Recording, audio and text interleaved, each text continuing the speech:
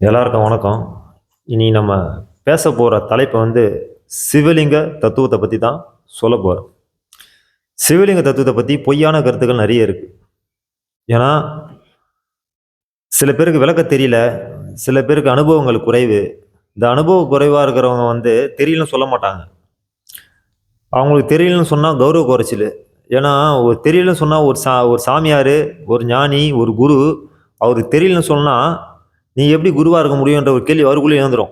அதனால எதனா ஒண்ணு சொல்லி, ஒரு குழப்பமான மனநிலையை உருவாக்கி புரிய வச்சிடணும். இப்படி சொல்லப்பட்ட கதை தான் போகம். சிவலிங்கம் ஒரு போக சம்பந்தமான விஷயம்னு பொதுமக்களிடையே ஒரு தவறான கருத்துக்கள் உருவாக்கப்பட்டிருக்கு. ஆனா உண்மையிலேயே சிவலிங்கம் அந்த சப்ஜெக்ட் கிடையாது. இது ஒரு உயிர் சமாச்சாரமான விஷயம். சிவலிங்கம் என்பது இந்த பிரபஞ்சத்தோட இயக்கத்தோட குறியீடு எப்படி இருக்குன்னு அத ஒரு வடிவமா உருவாக்கி வச்சிருக்கிறாங்க. நீங்க அது கடவுளா பார்த்தீங்கன்னா, அது உங்களுக்கு கடவுளு. அது அறிவியல் பூர்வமா இந்த தத்துவம் எதுக்காக சொல்லப்பட்டது? அது ஒரு ஆராய்ச்சி தன்மையா பார்த்தீங்கன்னா, அது உங்களுக்குள்ள வெளிப்படும். புரியுதுங்களா? ஒரு உயிர் ஒரு இந்த இந்த ஒட்டுமொத்தமா இருக்கிற அந்த பிரபஞ்சம், அண்ட பிரம்மாண்டமா இருக்கிற பிரபஞ்சம் எப்படி இந்த உடம்புக்குள்ள வேலை செய்யுது? இதை இயக்குவது யாரு? என்ற தத்துவத்த தான் அந்த சிவலிங்கம். இந்த ஒட்டுமொத்த பிரபஞ்சத்தை இயக்குவது ஒரே ஒரு பொருளு, அது வெட்டவெளி. அந்த வெட்டவெளி ஒரு சுழற்சிய உண்டாக்கி, உனக்குள்ள ஒரு டைமென்ஷனா வேலை செய்யுது. அந்த டைமென்ஷன் தத்துவம் தான் அந்த சிவலிங்க கோட்பாடு. கீழ அந்த சிவலிங்கம் மேல யூ டைப்ல இருக்க அந்த சிவலிங்கம் தத்துவம் கீழ 2 பீடம் குடுத்துருப்பாங்க. அது தான் குவாண்டம் தியரி. அதாவது தலை ஒரு பக்கம், இந்த உடம்பு ஒரு பக்கம். இது ஒரு குவாண்டம், இது ஒரு குவாண்டமு. இந்த 2 குவாண்டமும் இணைக்கிற தத்துவம் தான் அந்த சிவலிங்க தத்துவம். அது எங்க இருக்குன்னா, உங்க தலைக்குள்ள தலை உச்சில இந்த டைமென்ஷன்ல தான் அந்த சிவலிங்கமே வேலை செய்யுது. இதெல்லாம் பிரம்ம ரகசியம். என்னோட அனுபவத்த நான் சொல்றேன். ஏன்னா சொன்னா தான் புரியும். எல்லாமே ரகசியமா மூடி மூடி வச்சிருந்தா வெளிய தெரியாது. என்னோட அனுபவத்த நான் சொல்றேன்.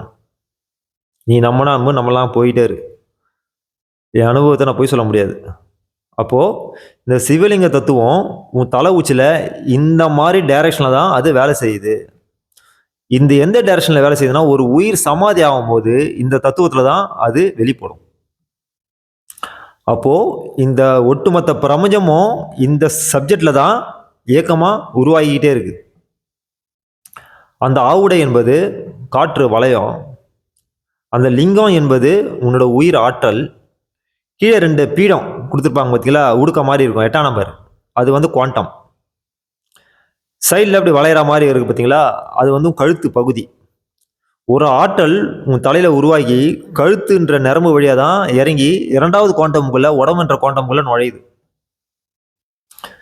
இந்த அடிப்படை தத்துவம் தான் சிவலிங்க தத்துவம். ஒரு உயிர் சமாதி ஆகும்போது இந்த இந்த இந்த இந்த அடிப்படையில தான் வெளியே போகும். அத குறிக்க தான் அந்த லிங்க வழிபாடு. ஒரு யோகத்துல முயற்சி பண்றவனுக்கு நிறைய சந்தேகங்கள் ஏற்படும். அந்த சந்தேகங்கள தீர்த்து வைக்கிற, நிவர்த்தி பண்ற இடம் எதுனா கோவில். ஒவ்வொரு கோவில்லயும் ஒவ்வொரு விதமான சிற்பங்களும், ஒவ்வொரு விதமான வழிபாட்டு முறைகளும் எல்லாம் சொல்லப்பட்டிருக்கு. எல்லாமே உன்னோட உயிர் சமாச்சாரம். இந்த உலகத்தோட சமாச்சாரம். குவாண்டம் தியரியோட சப்ஜெக்ட். நம்ம இதிகாசத்துல சொல்லப்பட்டிருக்கிற மாரி சப்ஜெக்ட் வேற எதுலயுமே சொல்லல. எல்லாமே உங்களுக்கு கதைய மூலியமா வெளிப்படுத்தியிருக்கிறாங்க தவிர, அது உண்மையான கருத்து, ஆன்மீகம்ன்றது கருத்து அறிவியலு. அறிவியல தான் உனக்கு ஆன்மீகமா சொல்லப்பட்டிருக்கு. நீ அந்த அறிவியல தான் பார்க்கணும். எவன் ஒருத்தன் தான் அறிவியல தான் உணர்றானோ அவனே கடவுள். இறைவன் ஆக முடியாது. இறைவன் ஒருத்தன் தான். அது ஏக இறைவனா அண்ட பிரம்மாண்டமா இருக்கிற இந்த வெட்டவெளி தான் அந்த இறைவன். அவன உருவம்னு உனக்கு கிடையவே கிடையாது. ஆனா, அவன் உனக்கு ஒரு உருவத்த குடுத்திருக்கிறான். அந்த உருவத்துக்குள்ள இந்த டைமென்ஷன்ல இந்த லிங்கம் வேலை செய்யுது. இதான் கான்செப்ட். ஃபர்ஸ்ட் குவாண்டம்ல பிறக்கும்போது உயிர் அப்படிதான் வருது. 2வது குவாண்டம்ல தான் ஒரு உயிர் பிரசவிக்கும் பொழுது போகன்ற தத்துவத்துல 2வது குவாண்டம் அதாவது கழுத்துக்கு கீழ இருக்கிற பாயிண்ட்ட பயன்படுத்தும்போது, உன்ன மூலாதார சக்திய கீழ் மூலாதார சக்திய பயன்படுத்தும்போது அப்பதான் போகன்ற தத்துவத்துல வேலை செய்யுது. ஆனா, லிங்க தத்துவம் உயிர் இயக்க தத்துவம். இந்த பிரபஞ்சத்தோட இயக்க தத்துவம், உன்னோட தலைக்குள்ள இருக்கிற இயக்க தத்துவம். 2 விதமான குவாண்டம்ல 2 விதமான பால் டச் ஆகி ஒட்டிட்டு இருக்கு. அதுதான் 8ஆம் நம்பரு. மேல லிங்கம் உற்பத்தி ஆகுற இடம். கீழே போகம் செய்கிற இடம். இது கீழே வேலை செய்யுது, இது மேலே வேலை செய்யுது. இதுதான் கான்செப்ட். புரியுதுங்களா? அப்போது உன்னை கவனத்தை நீ முக்தி அடையணும், சமாதி ஆகணும்னா உன் கவனத்தை மேலே தான் வைக்கணும், கீழே வைக்கக்கூடாது. அப்போது இந்த லிங்க தத்துவம் எதை சொல்லியிருக்கு? நான் சொன்னது தான், உலக உற்பத்தியும் இந்த அண்ட பிரம்மாண்டமான இயக்கத்தையும் ஒரு குறியீடாக சிம்பாலிக்காக வச்சு நம் முன்னோர்கள் சொல்லி கொடுத்துருக்குறாங்க. இதுதான் லிங்கத்தோட சப்ஜெக்ட்.